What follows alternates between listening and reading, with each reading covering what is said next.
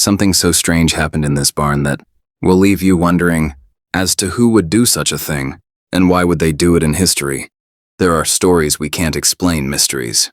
They keep us guessing. Welcome to Mysteries Unfolded, where we unfold puzzling tales from the music past, music back in the 1920s. There was a farmstead located in southern Germany, which was a very rural and isolated part of the country. The occupants of this farm were the Gruber family and their live-in maid. The Gruber family consisted of Andreas, age 63, his wife Cecilia, age 72, their widow daughter, Victoria, age 35, Victoria's children, Celia, age 7, and Wysep, age 2. Their maid's name was Maria Baumgartner, age 44. Everything was going fine for this family until the winters of 1921, when some really strange things started happening on their farm. Their live-in maid was Freya. A lot of the times during the day when she was not doing any chores around the property, she was the first person to notice the strange happenings on the property. In the main house, she started to notice tappings, like a knocking sound in the walls. Yes, in the walls, not around the walls or behind the walls, literally in the walls, and she would go and inspect, but she couldn't make sense about where these tappings were coming from. Then she started hearing a combination of strange voices and whispers coming from the attic. She told Andreas multiple times that, hey, someone might be in your attic. Andreas inspected the attic many times, but not only did Andreas find absolutely nothing, but also the attic was completely empty, so even if a person was in the attic, they couldn't hide behind something. Also, there was not a single clue that someone could be hiding there because there was no food, no footsteps, marks, nothing. And so over the course of several weeks, the maid repeatedly would tell Andreas about the strange noises, footsteps and knocking, and Andreas would frustratedly go and check, and there would be nothing. Andreas would not believe her because he couldn't find anything that indicating what she was saying. But the maid was persistent on this matter. She really did believe that something strange was happening in the property. Eventually, she said to the Gruber family that, sorry, I can't take this anymore.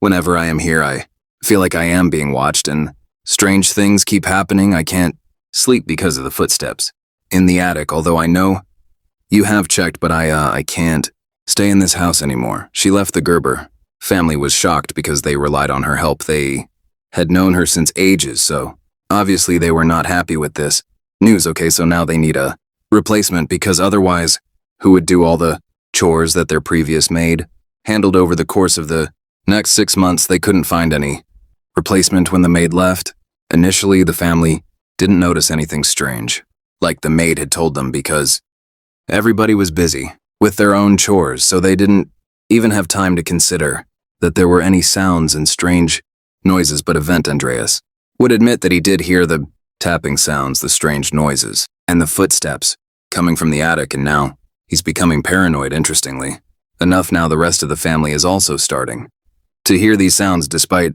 the family inspecting the whole property, they couldn't find anything. Everyone is now stressed, mad, and frustrated because they don't know where these sounds are coming from, so they accept this fact and try to focus on other things. But after some time, these footsteps disembodied. Voices and tappings turned into things going missing. The main thing they noticed that was missing were their house keys, and there are not many people in this house, so now they are all paranoid about these happenings around the property. When the keys got missing, the family began thinking if there was actually someone living inside their house who would do such a thing, and it was a very terrifying experience. And once young Shilia, one of the grandchildren, got missing, they all panicked and started to look for her everywhere. They are all running around looking in the forest, inside the main house on the property, but they couldn't find her, thank God. Then finally they find her, and when they asked about where she was all exhausted, and she didn't have any idea where she was and how she disappeared. She was confused. She didn't know what happened. She was like, I don't know what happened. And eventually, they brought her to the living room to try and calm her down, and on the living room table there was a newspaper that no one in the family subscribed to. A few days after this incident, they saw that clearly someone tried to break into their tool shed, which had very expensive tools housed in it. It looked like someone hacked into the metal lock outside the tool shed to try and break it open. But they lived in an isolated part of Germany where there isn't any ambient sound, so if someone did try to violently break the metal lock, they would have definitely heard it, but they didn't. It was all very confusing. but it would be what Andreas saw in the spring of 1922 that left him shook. This incident, which occurred in spring 1992, pushed Andreas and his family from general paranoia to outright panic. Andreas wakes up one morning and opens his back door and sees that there is a very long trail of footsteps coming from the forest, which is far away from his property. For context, his piece of land is also very large, but the strange thing about these footsteps is that they are coming inside his home from the back door, which means that someone from the forest has walked into his home, but there are no footsteps leading out of his home, which indicates that whoever or whatever has entered the house never left. After seeing this sight, Andreas was shook. Andreas looked around his property, but there were no other footsteps except these ones. If someone had come and left, then there would be a back trail of the footsteps, but in this case there were none, so he immediately locks up his back door and wakes up his family, and he's like, hey, listen, why are there footprints leading to the back door, but there are no footsteps going back, which means someone came into the house from the back door but never left. He asks his daughter, his wife, his grandkids, but nobody has any clue about this, so he opens the door back up and he is investigating the footsteps, and he's like, I just don't get it. If you left the house, there has to be a back trail, so this means that someone is inside the house. So he looks around the other exits of his house to see if someone exiting through there, which is still scary that someone entered through the back door and left from one of the exits, but there aren't any other footsteps. Okay, so now he's sure that this means someone is inside his home, so he starts to thoroughly check if someone might be hiding anywhere in the house. He goes to the attic, he goes to all the rooms, he checks everywhere, but there is nothing. The family at this point is also very confused by this occurrence. He locks everything up and begins to follow the trail of footprints that entered his home back to where they came from. Okay, so now he's looking and looking. At this point, he is in the forest, but the footprints abruptly end. It seems like they magically appeared out of thin air into the forest and led to his house, and there is no clear beginning of these footsteps. After doing one more loop around his property, he's checking his attic, his rooms, his shed, he's checking literally everywhere. He couldn't find anything, so now he decided to talk about these occurrences, which had been happening since a few months now, with someone else. He talked with Lawrence Flinton-Bauer, who was the closest neighbor from his property, but he was still a couple 100 yards away because this area wasn't really populated. So he tells Lauren everything. You know, my maid quit because she was hearing sounds coming from the attic. We checked but couldn't find something. Then we also started hearing these sounds. My keys went missing. Then my granddaughter disappeared. And then there was this newspaper that appeared out of nowhere, and now today there were footsteps that originated from the forest and were leading into my home, but there was no back trail of these footsteps. I am very frustrated with these events. I can't make sense of anything right now. Then Lauren, who also couldn't make sense of these events, was like, hey, I have some extra weapons that I own that you could use to protect yourself and arm yourself. Maybe borrow a rifle from me for the time being. And Andrea says, you know what, I am probably overreacting. I don't need the rifle. I am good. But thanks for the offer and I will be fine. But as the future events unfold, we learned that Andreas would have been probably better off if he had taken Lauren up for the offer. A couple of days after Andreas talked with his neighbor about the strange happenings on his property, the Gruber family got a good news in the depth of these creepy occurrences. Finally, 6 months after the original maid left, they were able to locate a new maid to replace the old one that had left due to the strange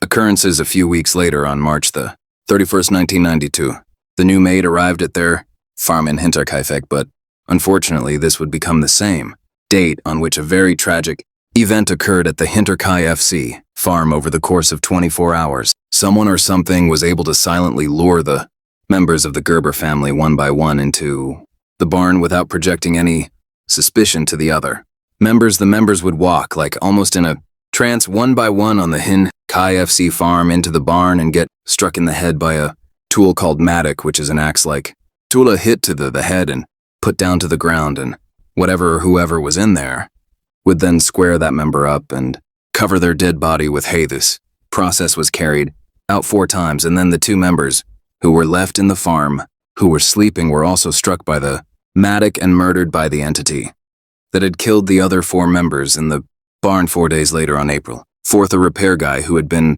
scheduled to arrive at the Hinterkaifeck farm to repair the feed machine.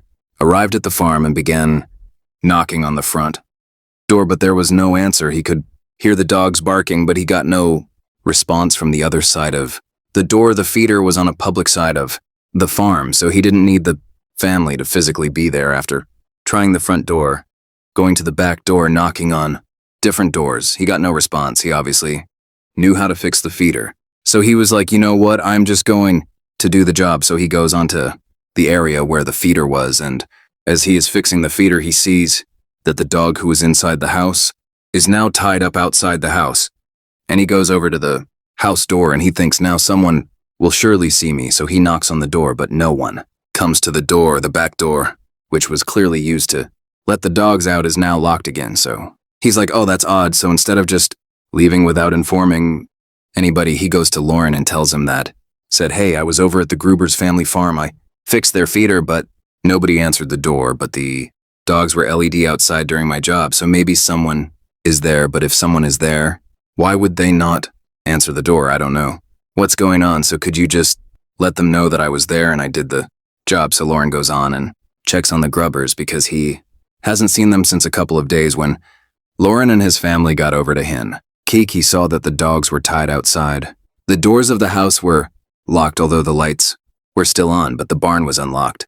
So when Lauren gets into the barn, he smells this horrible smell coming from pile of hay, and beneath that hide 4 of the bodies. They go inside the house and they find the remaining 2 bodies, although it looked like no one had been in the house lately. But when they went over to the kitchen, they found clues that indicated that someone was recently eating something in the kitchen. The fire was also lit, so Lauren reported this incident to the authorities. The police were able to conclude with relative certainty that this incident took place on March 31st, although the Gruber's family passed away 4 days before. But there was someone living in their house who was eating food, playing with the dogs, milking the cows, and lounging inside the house. They operated the farm for 4 days. The neighbors said they saw the smoke coming out of the chimney, and the routine things happening inside Hinterkaifeck, so nobody suspected anything. Now it was confirmed that someone was living in this house. At first, the police suspected that it was somebody like a drifter who moved from place to place, and they saw an opportunity in this isolated farm. They were probably going to rob them and stay there for a couple of days and leave. But when they searched the house, there were large sums of cash spread out all over, so it probably wasn't a robbery because no robber would leave this much cash behind. So the police were confused about the motives of the oppressor. There were a lot of people in the town nearby who didn't particularly like Andrea, so the police suspected that someone from that town could be involved in this case. So they started interviewing people like crazy, but they couldn't come to any conclusions. The police thought that Lauren could be the primary suspect, as he was the one who reported the case, and Lauren also wanted to marry Victoria, the daughter of Andreas, but Andreas had denied his proposal. But how could Lauren commit such a crime when he himself had a whole family to take care of in his own house? If he had killed the Gruber's family and then stayed in their house for 4 days, then obviously his family would have noticed his absence. So the police, having no leads and suspects, concluded that whoever committed this crime was probably there for about 6 months, scouting the place potentially, and had stayed there for 4 days after committing the murders, and then vanished, and they have not been found even to this day. This case was also reopened in 2007, but despite the suspects and all of the evidence, the police doesn't have any clarity on who was behind this incident and why they did it. This remains an unsolved mystery. Obviously, with any other high-profile unsolved mystery, there could be a lot of theories on what could have happened, but what we are most interested to know is that, what do you guys think about this case? Let us know in the comments. Don't forget to like and subscribe.